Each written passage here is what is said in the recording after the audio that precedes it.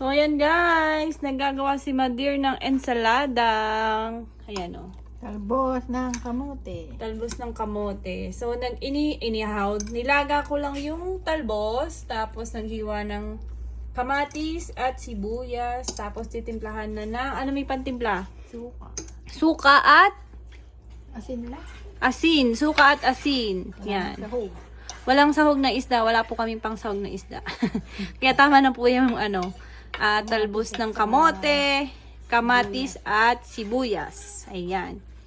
Yan. Namiss ko na yung ulam na yan. Matagal na akong hindi nakakain ng ensaladang Ayan. Ensaladang talbos ng kamote. Kung napapansin nyo po, parang overcooked. Ganyan po talagang niluto ko kasi nga aking nanay ay nakapustiso. So, kailangan po ay, natawa si mami. Kailangan po ay medyo yung pagka-overcook para makain po niya. Hindi matigas. Ayan. So, titimplahan na po ni Madir ng suka. Ayan.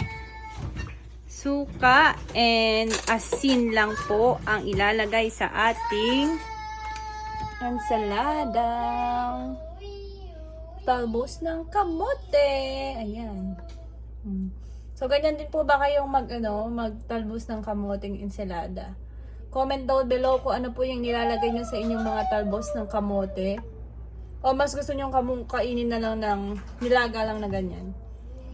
Ayan. Tapos haluin lang. Tapos konting asin lang. Ayan.